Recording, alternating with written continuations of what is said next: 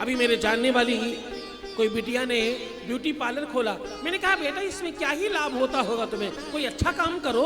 अरे बोले गुरुदेव सबसे बढ़िया काम है ये। एक महिला अगर ठीक से आ जाए हमारे यहाँ अपने आप को पेंटिंग डेंटिंग करवाने तो बोले 50-50 हजार रुपए देकर जाती हैं। ऐसा क्या ही करते हो? बोले गुरुदेव इतनी सारी व्यवस्थाएं हैं इसमें कि आपको क्या मैं बताऊं। बस आप तो ये समझ लो, लोग अपने शरीर को सजाने के लिए, जवान रखने के लिए, सुंदर दिखाने के लिए पहले तो अपने शरीर को बर्बाद करते हैं और फिर केमिकल लगवा लगवा करके उसे चमकाने की कोशिश करते हैं, यानी गुरुदेव और खराब करते हैं और इस चीज के लिए मुझे खूब पैसे देते हैं। आज हजारों करोड़ रुपए के सौंदर्य प्रसाधन बिक रहे हैं मार्केट में।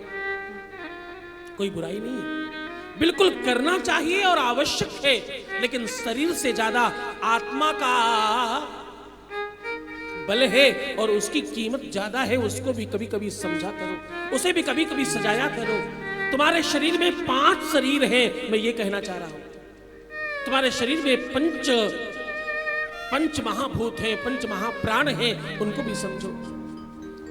एक तो तुम्हारा ये बाहरी शरीर है जिसको अन्नमय कोश कहते हैं। अनाज खाओ, ज्यादा खाओ तो मोटे हो गए, कम खाओ तो पतले हो गए, ये अन्नमय कोश है। और फिर तुम्हारे अंदर मनोमय कोश है, फिर तुम्हारे अंदर ज्ञानमय कोश है, फिर तुम्हारे अंदर आत्ममय कोश है और फिर आनंदमय कोश है।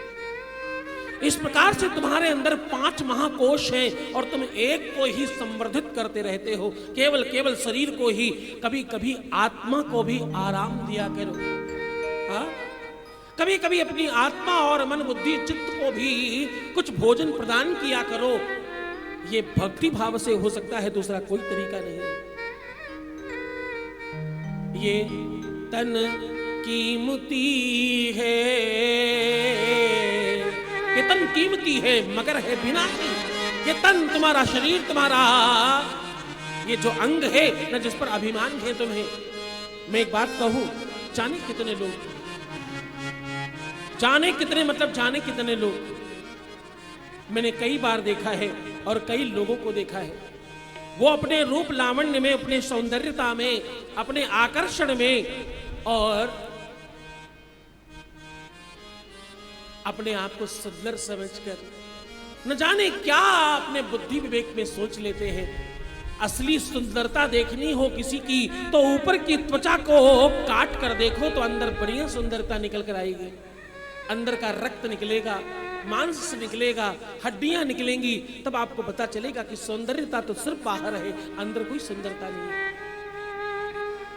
सुंदर विचार होने चाहिए। सुंदर क्या होना चाहिए? तुम्हारा दिमाग और तुम्हारा विचार, तुम्हारी बुद्धि, तुम्हारा चित्त, तुम्हारी आत्मा, तुम्हारा स्वभाव और तुम्हारी निजता सुंदर होनी चाहिए। जब तुमसे कोई मिले तो लगे कि भाई किसी श्रेष्ठ व्यक्ति से मुलाकात हुई है, या तुमसे कभी मुलाकात हो किसी की तो उस इंसान को गर्व होना चाहिए तुम पर। सामान्य पाठ्यक्रम में हम पहले पढ़ा करते थे, ऐसी वाणी बोलिए मन का आपा खोए, औरन को शीतल करे आप शीतल होए। अपनी वाणी, अपना व्यवहार, अपना स्वभाव, अपना व्यक्तित्व उजागर करो, उसको और बल प्रदान करो। अन्यथा देखो, आज नहीं कल नहीं परसों हम सबको जाना है। जीने के लिए नहीं जीना चाहिए, मरने के लिए जीना चाहिए। मरने के बाद हमें कौन याद करेगा? हमारी यात्रा तो हम कहां चल रहे हैं, हम किधर जा रहे हैं? हम रोज के रोज अपने अंत की ओर जा रहे हैं। उसे सजाना है, उसे व्यवस्थित करना है। जैसे ही आप ऐसा करोगे तो इसका लाभ क्या होगा मालूम? इसका लाभ होगा तुम धनवान हो जाओगे, इसका लाभ होगा तुम्हारी उन्नति शुरू हो जाएगी, इसका लाभ होगा तुम्हारे घर में सुख बढ़ने लगेगा, इसका लाभ होगा तुम्हें लोग ज्यादा चाहने लगेंगे। आप करके देखिए, अपने व्यक्तित्व में केवल परिवर्तन लाइए, बाकी कुछ